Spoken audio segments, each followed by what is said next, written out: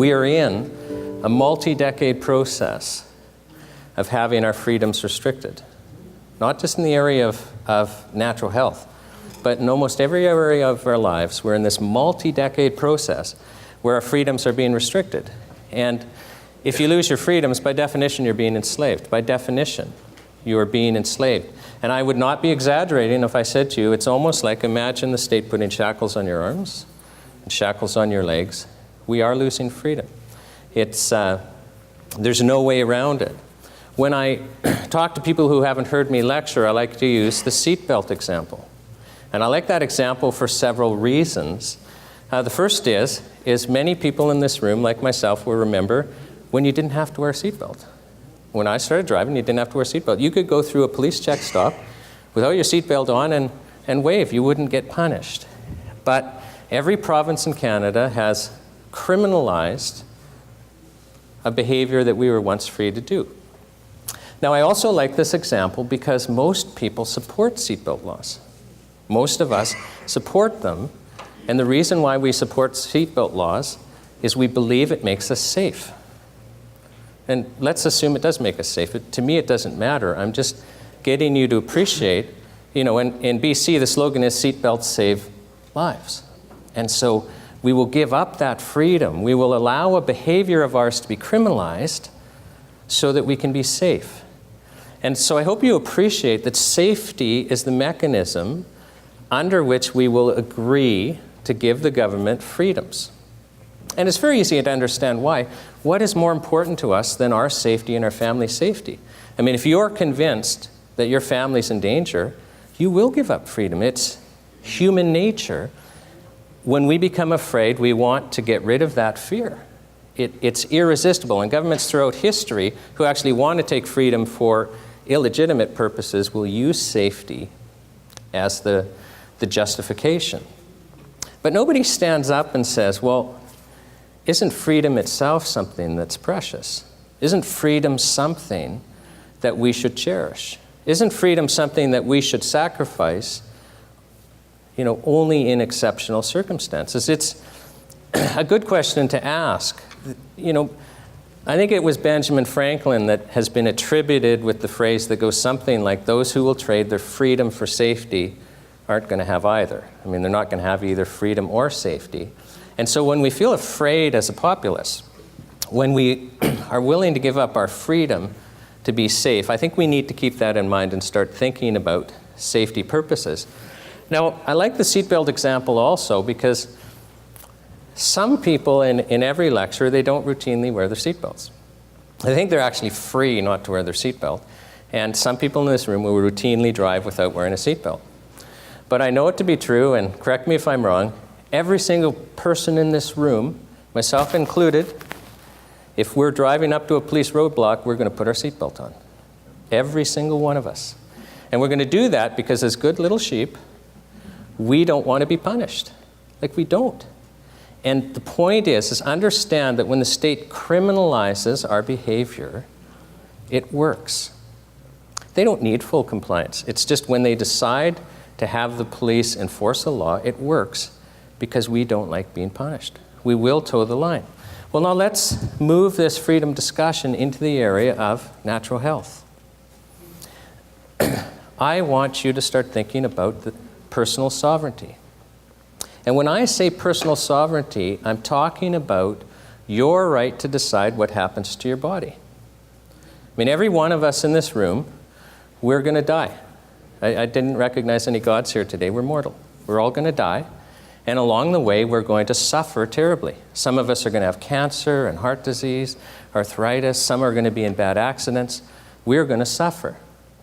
Now, your suffering is going to be personal to you. No one else is going to experience it.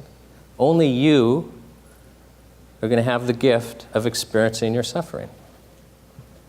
So, should it be you, when you're suffering, that has the right to decide how you're going to deal with that suffering? It's a good question because in the area of natural health, and when I say natural health, I'm talking natural health products, I'm talking your natural health practitioners, be they naturopathic doctors or traditional Chinese practitioners, the list is long.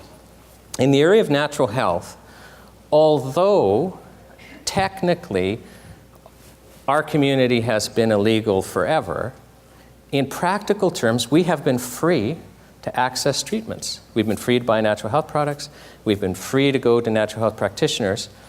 So technically, the industry was illegal, but in realistic terms, Health Canada, by and large, had left the industry alone. Sure, targets, companies were targeted, certain products were targeted, but there were tens of thousands of products on the market, and they didn't comply with the drug regulations because they couldn't comply.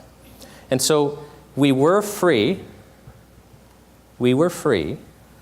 to go to the naturopathic doctor, go to the health food store, buy treatments to address our suffering or prevent our suffering.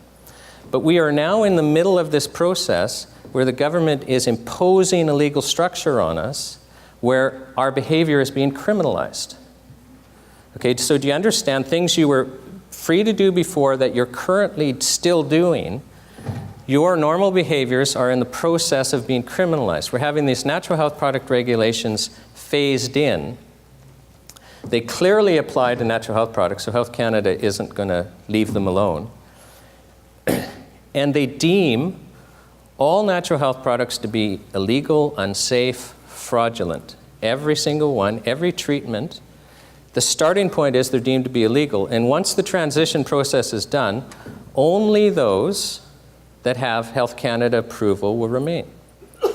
Now we're going to lose probably 75 to 80% of our treatments by the end of the day. So when I ask you the question, well, should you have the right to choose to take a treatment, understand that really I should be rephrasing the question, should you be free to take a treatment that isn't approved of by Health Canada? And when I ask that question, and as I say, understand that right now the government is imposing upon us the criminalization of most of our treatments. Now, just so you know, and I don't know what's causing the static, if you walked into a health food store today, probably 70% of the products are not approved of by Health Canada. So, and the majority of products in the show will not be approved of by Health Canada. So, right now, you are accessing treatments that are not approved of by Health Canada.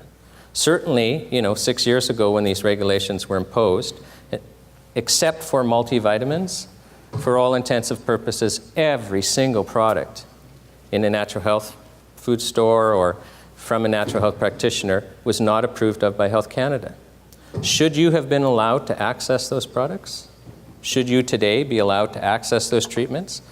So it's an important question, because if you agree with me that, well, no, wait a second, because suffering is personal, because we have sovereignty over our own bodies, that we should be allowed to choose to take treatments even if they're not approved of by Health Canada, then I need you to wake up. Then I need you to get angry, because unless we get angry, this criminalization of our behavior is going to finish and we're going to lose a whole bunch of products. And I think this is a life and death situation.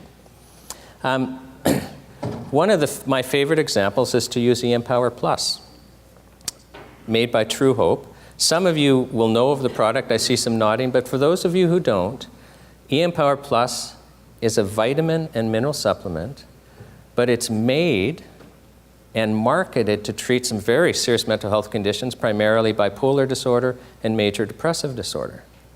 Now, out of every single natural health product in the world, I might be correct if I say it's got more peer-reviewed published research behind it than any other single product. I mean, it has research behind it. But there was a time where there was no research behind it. It started in Canada, so it was developed by two Albertans, and the first people that experimented on it, they were Canadians. And let me bait you by saying they were desperate. And I'm baiting you because when I say desperate, some people will think, well, wait a second. It's actually desperate people that we need to protect from experimental treatments, things that aren't proven, right? Because desperate people, they're desperate. They can be misled. They will try anything. Well, let me give you the typical scenario. Because it was experimental, because it was unknown,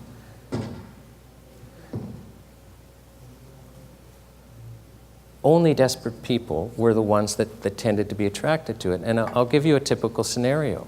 It wasn't uncommon for those early people to have had a condition like bipolar disorder literally for decades. We're not talking a few years, decades. And they're being treated by the approved psychiatric drugs, and they're still suffering. I mean, bipolar, if you have it bad, it is a chronic, ongoing thing. There is no approved cure. You are in and out of the psychiatric wards for decades. Sometimes you're involuntarily committed because you're so suicidal or you're so psychotic that you're involuntarily committed. You have no life. If you're a mother of young kids, you can't care for your kids. There are times you can't care for yourself, and your family members have to literally shower you and dress you and feed you. I've been told that by participants that I've interviewed. Can't go to school, can't work. Your life literally is hell. It's literally hell. And then you hear about eMpower Plus. You know it's not approved of by Health Canada. Health Canada is aggressively advertising, telling people don't take eMpower Plus. You know your psychiatrist doesn't approve of it. I told your psychiatrist I want to try this, and your psychiatrist says, are you nuts? Because typically psychiatrists who knew nothing about it, the pattern is they're against it, then a couple of patients try it and get well, and then all of a sudden they're for it. That's the pattern. I mean, now I think half of their sales are to psychiatrists in the US because they then can turn around and sell to their patients. So your psychiatrist is against it, your family thinks you're crazy, but you're fully informed. You know there's no research, you know the basis behind it, you're fully informed. Nobody is deceiving you. So as a competent adult in Canada, should these people have been allowed to try eMpower Plus? They were desperate, but shouldn't they be allowed? They know it's not approved of by Health Canada. They know the cautions. Now, the good news is like 8 out of 10 get completely well. Doesn't work for everyone, but 8 out of 10, that's the statistics, they get well. They go off their psychiatric drugs, they go back to work, they go back to school, they're caring for their families, and they lead normal lives. In fact, it's such a dramatic change that when Health Canada was trying to take eMpower Plus off the market and people were worried, I interviewed scores of these people in preparing for a court case, and what kept coming up, and I wasn't asking this question, and it hadn't dawned on me it would be an issue, is people would volunteer to me, you know, I had a suicide plan in place if I ran out. I was not going back. I'm well now, I'm normal now. I'm not going back to that hell, I'm not.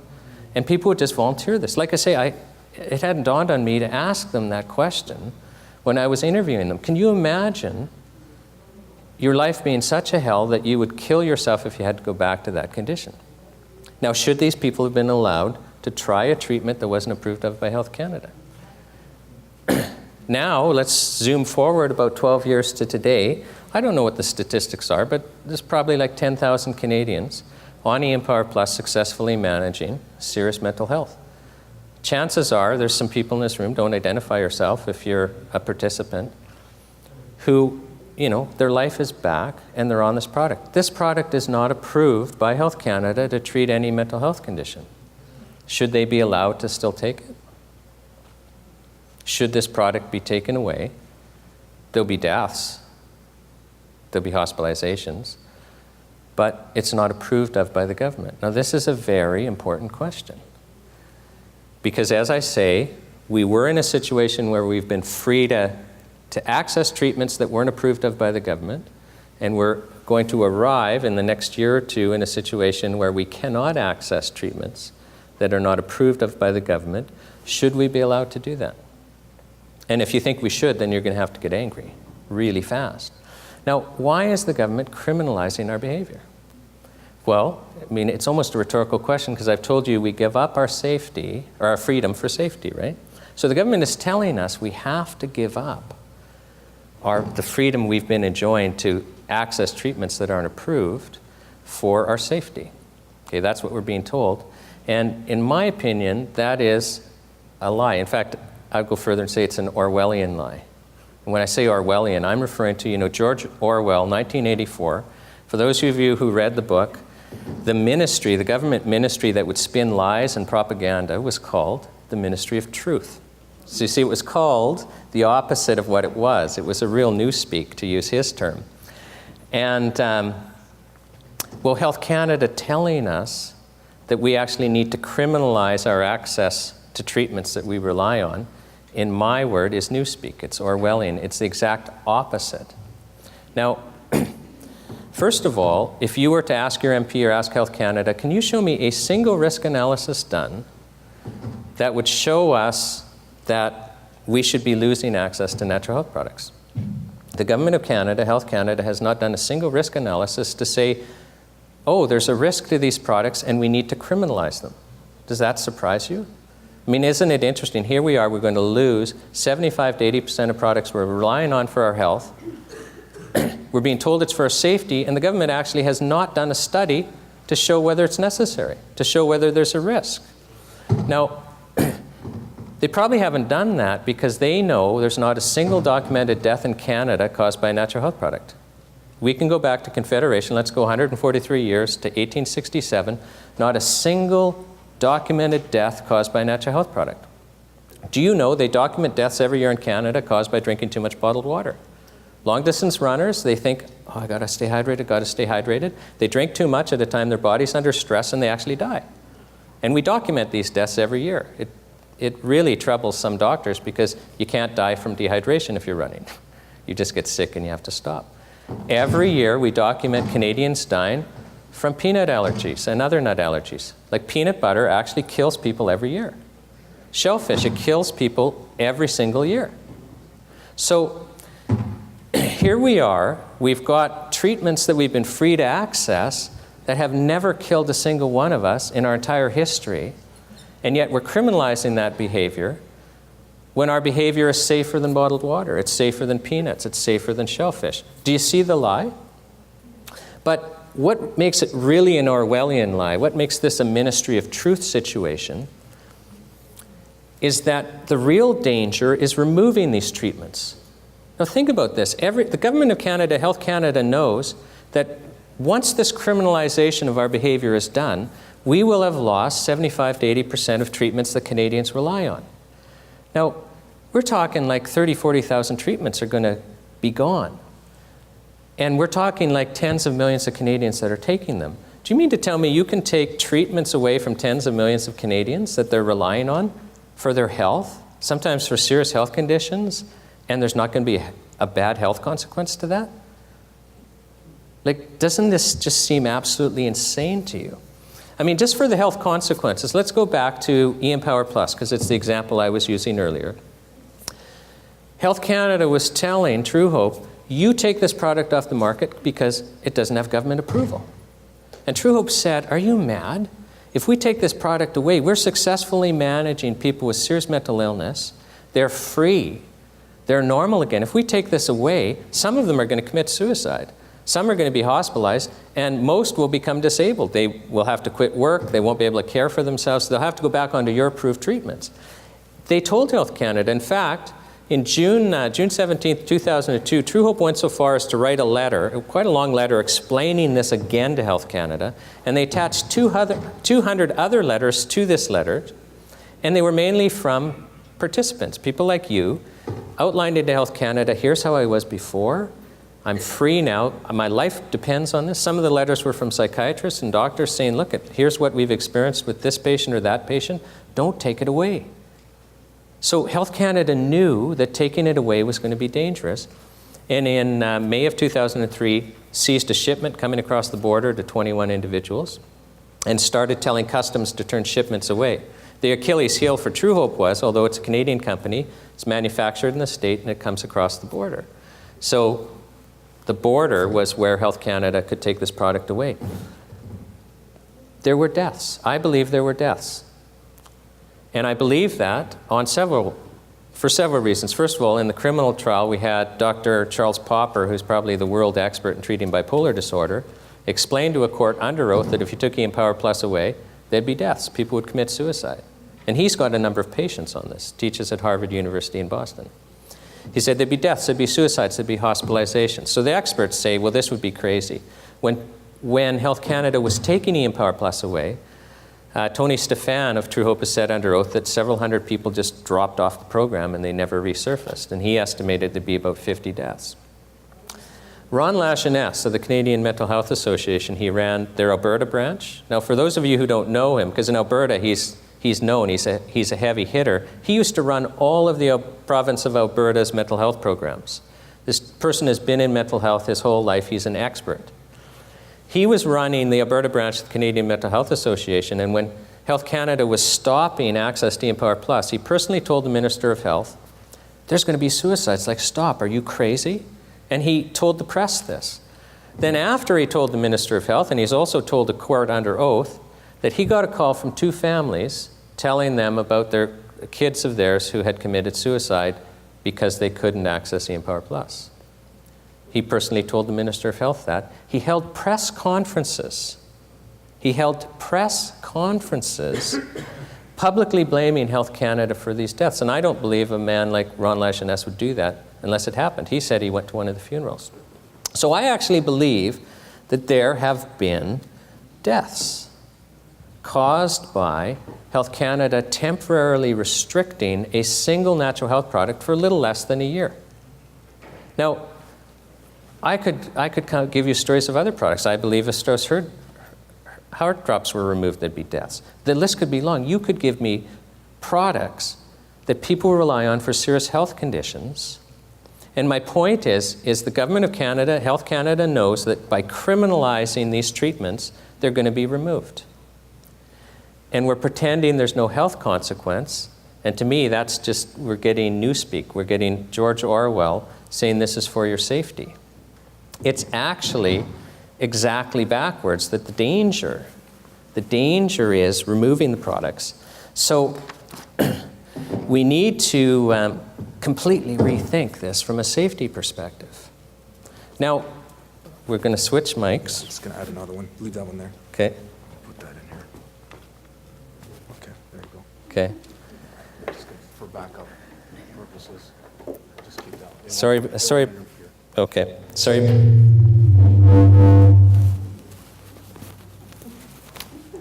Can I unplug that mic for backup purposes? We're just adjusting it. Oh, I see. Okay. Okay. So I'll just talk for a minute and hopefully they'll sort that out. I'm sorry about the crackling.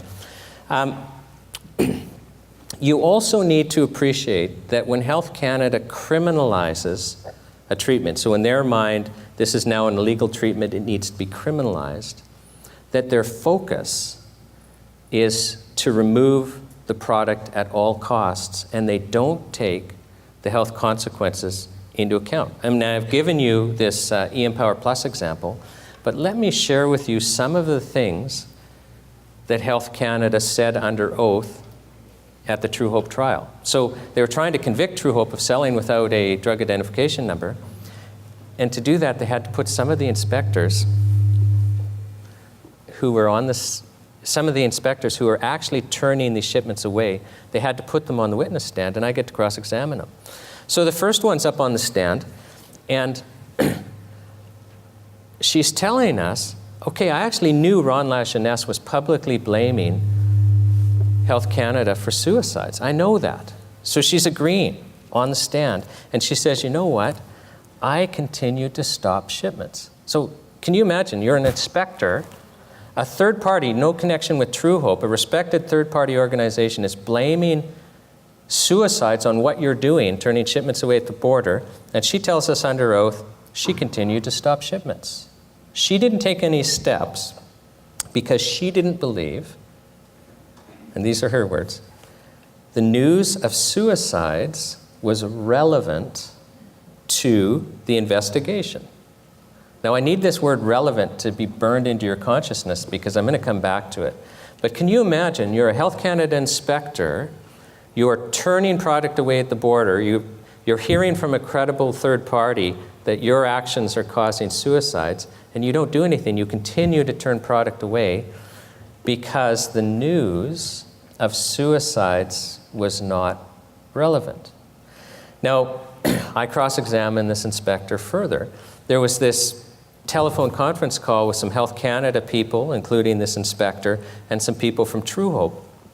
And Tony Stefan of True Hope on this call is also talking about families where there's been suicides. And she tells us, oh yeah, well, I'm listening in on this call. I heard him say that.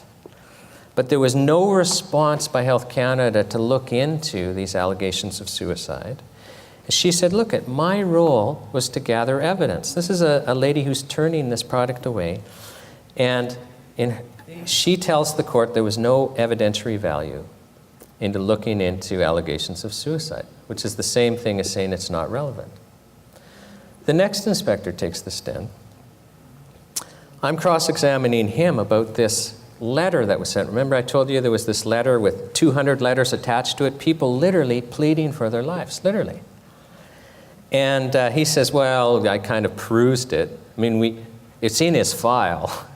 But I didn't read it in depth because it wasn't a policy or a directive. Well, so I'm cross-examining him on that, and he agreed with me. And listen to this. If he had a document indicating people were dying, he would ignore it because it's not a policy and it's not a directive. This is a man who is turning shipments away at the border. He would ignore documents indicating people were dying. I cross-examined him further because he was also on this conference call, and he remembers Mr. Stefan, yes, talking about suicides, but also talking about the Medical Post ran a big story, and they were saying, Canadians are in severe angst, to use their words, because they can't access Empower Plus. This is now, a third-party reporter, and he says, I didn't look in to verify this story. Wouldn't allowed him to make any changes, and he says, you know what? It didn't alarm me that my enforcement actions could be leading to deaths and hospitalizations because I didn't have first-hand knowledge. Can you get your head around this mindset? Could you imagine denying Canadians product when people are telling you you're causing deaths, but it's not relevant? Now, this is happening in 2003 into 2004. And there's been a very troubling court decision development in January of this year, where the court basically found that all of this wasn't relevant also. So when the shipment is seized, True Hope started a federal court action, and True Hope wanted the court to basically say, look, this seizure was unconstitutional. Our Constitution, Charter of Rights, Section 7 guarantees us the right to life, liberty, and security of the person. And courts have interpreted that as also the right to make treatment decisions of your choice and to have access to treatments that you rely on for serious conditions.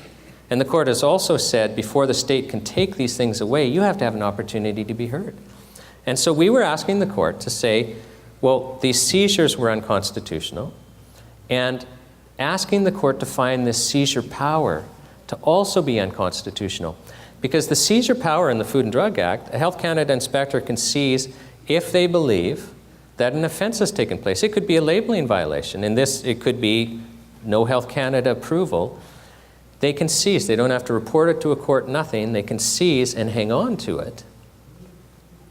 And there's no recourse. They don't take the risk of the seizure into account, and they don't have to give it back. And we were asking the court to say, you can't have a seizure power of vital health products that doesn't take into account the risk of the seizure and doesn't give people the opportunity to voice their concerns and get their product back. And so we asked the court all of this, and the court said, I'm not looking at this. And just so you know, we were asking the court to find, as a matter of fact, that Health Canada caused deaths. All of the evidence I've spoke to you about was before. In fact, there was way more evidence in front of the court. We had, people who actually were affected and felt endangered. We had Health Canada had almost 800 notes taken by people answering calls to Health Canada of people begging for their lives. It was just, you can't read through the evidence and not get emotionally upset. And we're asking the court to find as a fact Health Canada caused deaths, to find as a fact that they just terrorized thousands of people. And the court says, no, I'm not looking at that evidence, not relevant, and used a very narrow procedural reasoning for this. The court said, you don't have standing. So, and I'll explain what that means. So the parties to the proceeding, the court thing, was True Hope Nutritional Support. They're a nonprofit organization that just manages people on Empower Plus. They don't even sell it. A different company sells it. But they manage you to keep you well. And then David Hardy, who's one of the founders of True Hope, was also a party. He was one of the 21 people whose shipment was seized. But he doesn't have mental health problems himself, but he buys for his family, and 2 of his adult kids rely on it for their mental health. But the court says, I'm only going to look at David Hardy. True Hope doesn't have Section 7 rights, said the court. I'm only going to look at David Hardy. I'm going to ignore all of this other evidence, and so I don't find that the seizures or the power violated Section 7. Now, that's very interesting from a public policy perspective, because here we have probably, one of the worst cases of government action ever. And a court's not going to look at it because the court wants all these other people, as parties. And what I find interesting about that is, just so you know, let's say we start a company and we buy a 7-Eleven store. And our store's open on Sunday, and the municipality we live in has a Sunday closing law. I think most of us remember that used to be the case. And we're fined because we keep our store open on Sunday, and we're facing a $200 fine. Well, courts have said, well, that company, it doesn't have religious rights, but it can ask the court to look broadly at the rights of others and strike down that law because they're facing a fine, a $200 fine.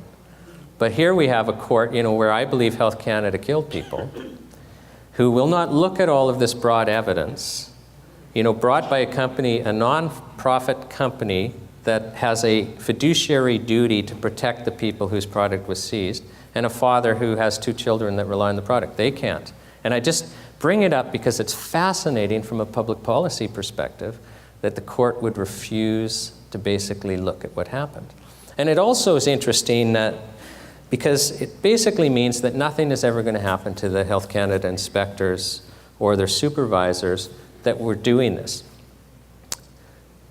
I am willing to bet that if you or I took any vital health product away from a Canadian that they relied on for their life, whether it's approved or not approved, and they died, or they were hospitalized, or they were terrorized, that, the rest of Canada would be reading about our lengthy sentence in the newspaper after we were convicted of criminal negligence. I'm pretty sure that that would happen to us.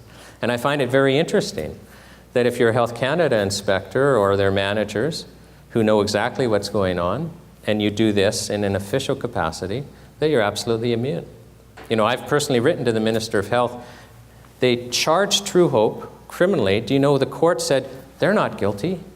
Because if True Hope, the court said it was necessary for them to ignore Health Canada, that if True Hope had listened to Health Canada, people would have died. And after that trial was over, I wrote to the Minister of Health, then Tony Clement, and I said, look at what the court said. Look at what these inspectors said under the stand, on the stand. Look at what happened. We got to have an inquiry. You can't let this go on. And it was just completely ignored. So, there's that line from Animal Farm that all the animals are equal, but some are more equal than others. That's true, isn't it?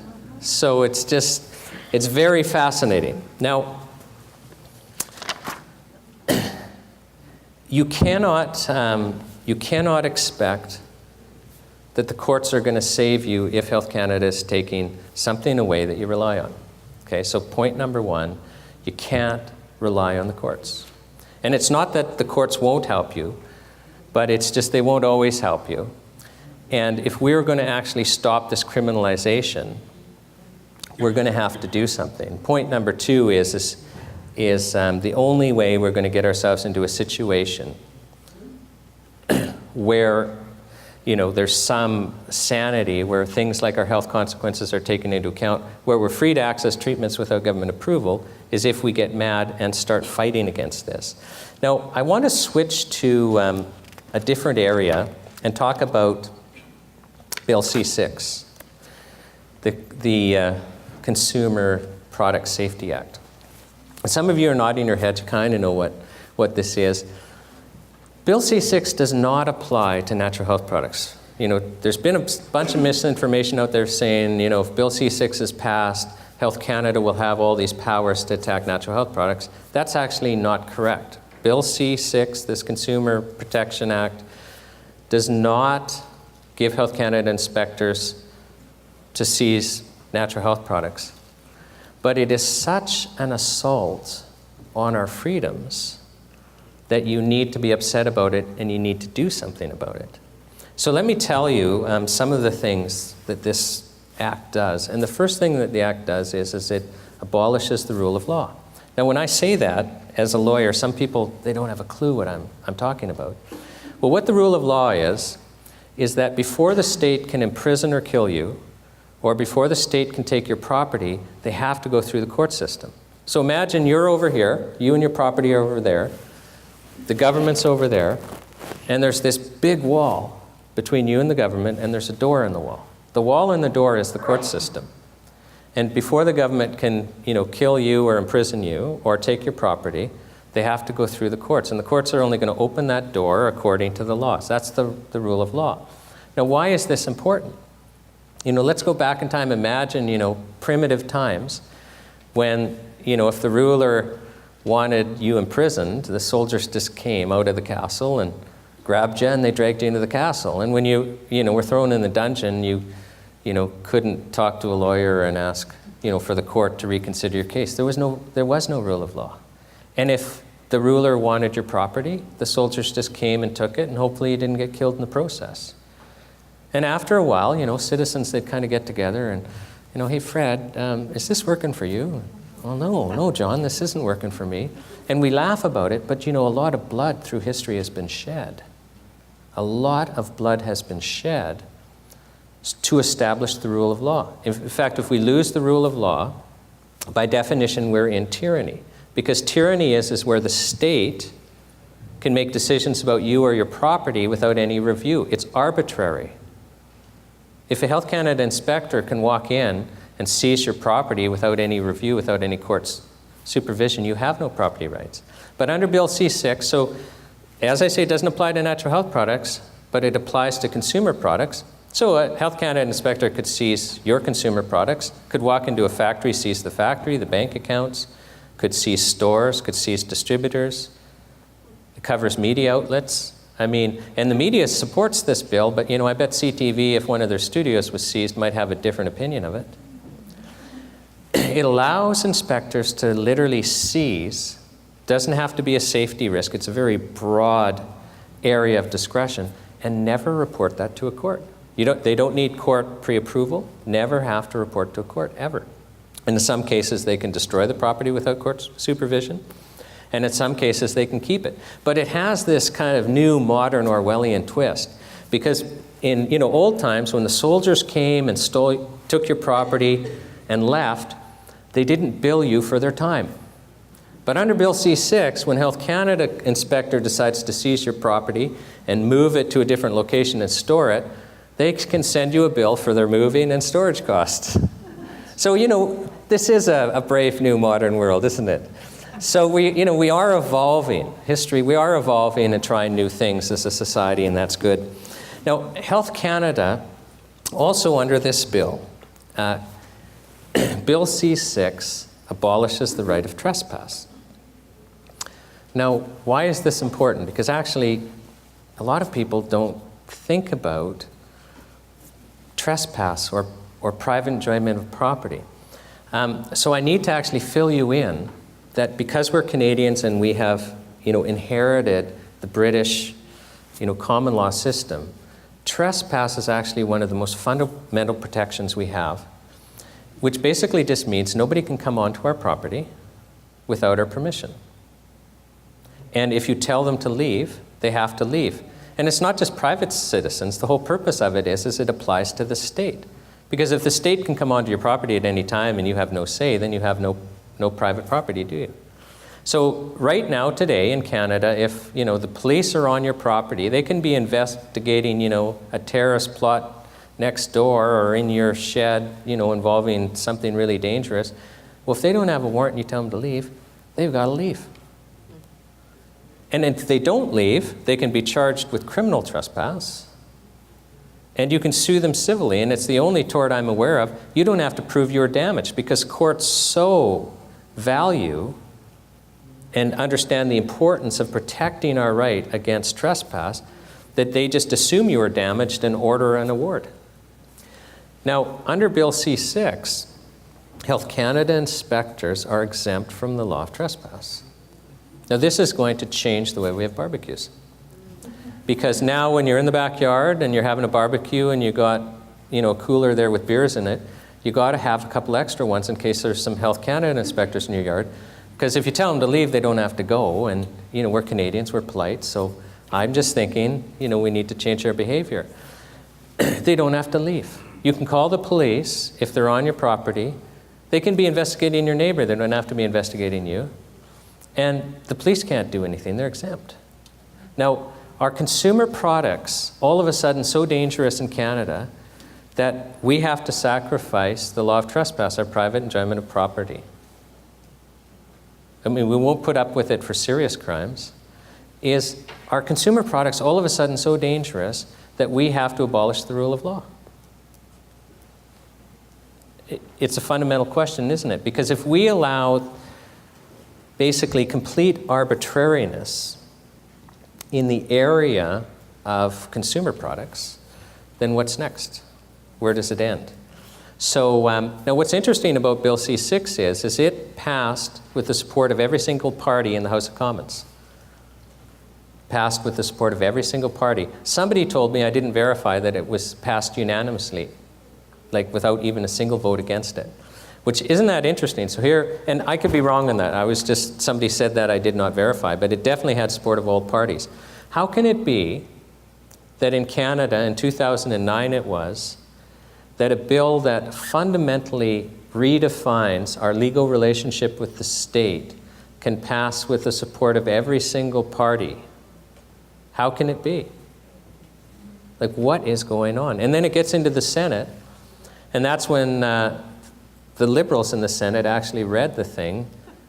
They went ballistic, and they sent it back to the House with amendments, and then our Prime Minister prorogues Parliament, appoints some more senators, conservative senators, so that the Liberals will lose their majority. Or at least he's trying to whittle away on it. So we don't know what's going to happen with Bill C-6 now. The House could reintroduce it, and I think the rules, if there's enough support, allow them to just adopt it where it was without it having to go through 3 readings again, and they could send it back to the Senate. We don't know what they're going to do, but we expect that something's going to happen soon, and so we actually need everyone to be awake and paying attention, because this is actually vital. We also need, I've indicated I'm president of the Natural Health Products Association.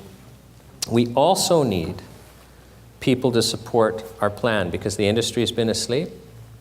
We've just launched this week a plan. We actually want to do several things. We want to call on the Government of Canada to stop this criminalization. So these regulations that are being imposed on us, we're asking the Government of Canada, stop this. Put it on hold. Stop it right now. Suspend this, because it's doing more harm than good. So that's step number 1. And that's only going to happen, actually, if people support us. Okay, so we're going to try and create a mass movement to do this, and we need your support. We want to start a lawsuit. We're going to be seeking industry and individual support to fund a lawsuit to have this criminalization process declared unconstitutional. Because it just seems that everyone else out there is too afraid to actually ask the courts to rule on this. And we believe it's unconstitutional. And that's only going to happen if we get support. And the third thing that we want to do is we want to ask the Government of Canada to pass what's called the Charter of Health Freedom. And I don't know, is anyone in this room familiar with the Charter of Health Freedom? Oh, yes, there are some. Okay. There is a website called charterofhealthfreedom.org. So, www.charterofhealthfreedom.org. If you .net.com, I think you'll get there. What happened is a bunch of groups got together, and individuals and practitioners got together and asked the question, what can we do to actually solve this? Because the courts actually say we have the right to access treatments of our choice, whether or not the state has approved them. But we've got the state ignoring that and imposing this criminalization process. So we've basically just asked what needs to be done. So we actually took the rights the courts say we have, we didn't create any new rights, and we put it into a bill. And we want the government to pass that bill, and that bill charges every government ministry to adhere to these rights, because they're ignoring the court decision. And it also creates a new ministry, the Ministry of Wellness, to basically manage the natural health community. So natural health products, medical devices that don't meet a risk profile, your natural health practitioners. And this ministry actually has to protect and promote our access. So this new act only allows the government to remove products if there is actual evidence of danger, and if the risk of removing the product is less than leaving it on the market. And you see how that's important? Because the government of Canada just pretends in this criminalization process, oh, if there's any violation, your label can be wrong, it's dangerous and it's got to be removed from the market, which just makes no sense. If you're actually concerned about our health, and you're saying, wait a second, we think that this product carries a risk because of this noncompliance or that noncompliance, then shouldn't you also take into account the risk of taking it away? And if that risk is greater, manage it some other way. So really, that's just common sense. So the third thing we're doing is this Charter of Health Freedom. So as I say, it's kind of a three-part plan that we've just unveiled. And we've unveiled it because things are heating up. This criminalization is accelerating, and we've got to do something. So I'm going to stop there. We're just about done. I probably have the time for the odd question. Oh, okay. So, sure. Question. You mentioned a lot about this customs agents in Alberta who stopped the shipment. She's a single mother and she's supporting her family. I would do exactly the same as her. I would obey my boss. I wouldn't lose my job. What I would ask you is, have you sent a letter to every single psychiatrist in Canada saying, a lot of your patients commit suicide, end up in the mental hospital, regular occurrences. You're aware of Empower. Empower is better. Do you or do you not tell your patients about it? Okay. I blame the psychiatrists who are paid by our tax dollars. Employees of Health Canada, I don't think they're just following the rules, and they probably need to pay their bills, same as the rest of us. Okay, now that first point of yours, can everyone hear the gentleman? So basically, the first point he's saying is let's consider the Health Canada inspector, the lady I was talking about who was turning shipments away at the border. What if she's a single mom, has to care for her kids? Basically, the gist is, shouldn't we understand what's going on, and maybe we would act the same way? Okay, and this is a very interesting point. And it's one of the problems of criminalizing things that we rely on for our health, because I think the truth is, because I'm sorry, I don't share that opinion. I actually think what they did was criminal negligence, and that if a court got their hands on it, they would be sentenced to jail. It would be a sentencing factor. That's my opinion. But you've raised something really important, because when I was... My point is psychiatrist. Let's move on from Okay, but I actually want to kind of flesh out that other point, just because you raised something important. I'm going a little off tangent, because what I'm trying to say is one of the dangers of criminalizing something is there does get to be this institutional mindset that actually enforcing the law is terribly important. You're not going to lose your job. Like, people through history will do awful things to other people because they don't want to lose their job, because they're taking orders. Like, we also would hear things like, well, I'm following orders. And there's something in our psychology. I remember the Russian author Dostoevsky, in his book, The Brothers Karamazov, there's a chapter there about the Grand Inquisitor, where basically, he's kind of like Spanish Inquisition Grand Inquisitor. He's talking to Christ. And they're having this dialogue. It's a fascinating philosophical dialogue. But one of the things I walked away from that is that there's this principle, this psychological principle, that if you can take the responsibility away from people, they'll follow orders, even if it means doing terrible things. And so, if you want to get people to do things that are harmful to others, you have to take their responsibility away and have them follow orders.